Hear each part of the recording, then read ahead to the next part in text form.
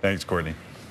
Teens getting plastic surgery sounds radical, but some parents see it as a way to spare their children years of torment and bullying. Depending on what your teen wants to get corrected, plastic surgery is not always the easy, affordable, or right decision. And parents will need help deciding what course is right for their teen. Joining us are Dr. Amy Brodsky, a dermatologist and cosmetic surgeon in Glenview, and Dr. Michelle Epstein, a clinical psychologist in Deerfield. Good morning. Good morning. So let's talk about the most common surgical procedures for teens. We have a list up on the screen.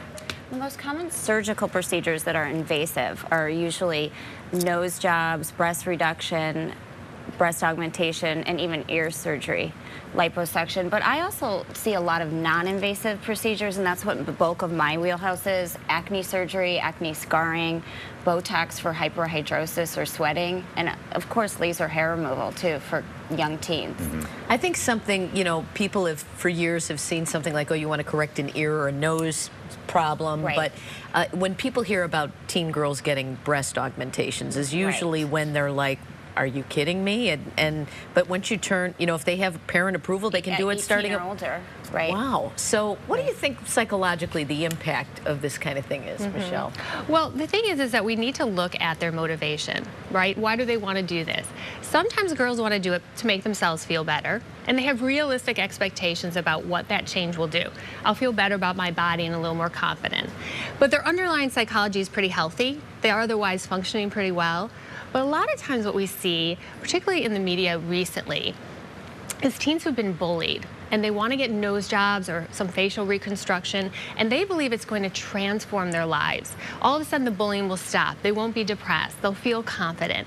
Those expectations are probably pretty unrealistic, and the data actually shows that after surgery, those symptoms tend to not improve, and sometimes they even get worse. Why would they get worse? Well, I think that they get worse for two reasons. One is perhaps a disappointment of here you thought your life would be transformed and it wasn't. Now you're more depressed. And also because it's misguided to think that a physical remedy is going to address underlying psychological issues. Probably they need some accompanying therapy and mental health help. Is there a difference when a teen initiates the request and when a parent does? Do you see parents pushing? That would surprise me, but maybe you see both. Every day in my practice. And what I try to do is I talk to the child first, talk to the parent, talk to both of them, and see, is it bothering the child? If it's bothering the child, yes, we definitely need to address it. If it's just bothering the parent, maybe we need to wait. For example, I saw a patient the other day that had a large mole on his back. It's been benign. He's had it for his whole life, but now he's 11 years old, wants to get it removed. It depends on the age. And it's really a case-by-case basis. But if they're doing this because of some kind of anxiety, like you say, Michelle, can't that anxiety be alleviated in therapy before spending thousands of dollars cutting up your body? Right. That's that's the important piece. And sometimes the surgery is a helpful piece, right? What we know is that when kids have surgery and adults, they do feel better about the part of their face that's been fixed. So it could be a piece. If you hate your nose and you get it done, you may feel better about your nose. But yes, we have to look at the underlying depression, low self-esteem. There's a lot of things we can do in therapy to help improve body image that don't involve surgical. What are the health risks to a young girl who's just turned 18? I mean, just because you're 18 and legally an adult doesn't mean you've stopped growing and you're getting breast implants, let's say. Right, and I mean, there's a slippery slope. Obviously, they need to be changed after 10 years, but I think it's very important to really listen to the patient and decide, is this a healthy decision? And do some psychological testing before you do any procedures.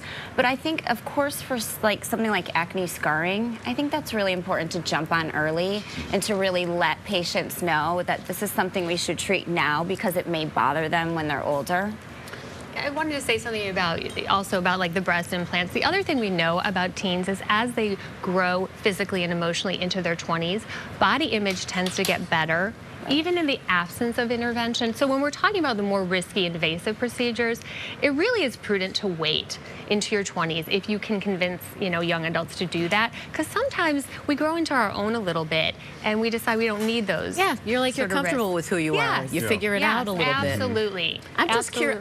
I'm sorry to interrupt. I was just curious though, what percentage of parents are driving these and what percentage are kids driving it? I'd just be, is it 50-50? I'm not sure the exact number, although I think it's becoming higher and higher that with both numbers. Parents are driving it a lot. I mean, I see patients all the time. The parents come in, I say, does it bother you? And they say no. It's the parent that it's bothered. Interesting. Parents want their kids getting laser hair removal at 9 years old. And related to that, what we know, we often blame the media that we have these unrealistic expectations about beauty. But what we know is that one of the biggest predictors of girls' body image is mom's body image. And you know, I hate to blame us moms because we're blamed for everything. But there's a big piece of that. And so as a parent, you need to be aware of what messages you may be sending, even inadvertently to your kids. You know, most of us would never tell our daughters that they're fat and ugly, hopefully, but we stand in front of the mirror every day and verbally and non-verbally do it to ourselves.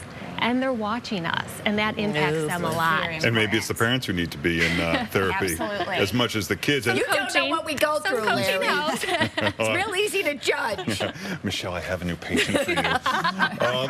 And what about my card. social media? I mean, you look on Facebook pages, and kids have hundreds of pictures of themselves. Hyper-sexualized pictures of themselves. And now Inappropriate. they're very sensitive to what their pictures look like. They want to. They're striving for perfection earlier and earlier now because of these pictures, because of Instagram. And just a good tip concerning. for everyone, the higher the angle, the better you look. Yeah. I'm noticing that from the selfies. Yep. Larry, haven't you? Just saved us both $5 grand on nose jobs, just with that little tip right there. You can reach Dr. Amy Brosky or Michelle Epstein at their websites, and you can also hear them most Saturdays at 2 p.m. on WGN Radio. Thank you, ladies, for being here. Thanks so much.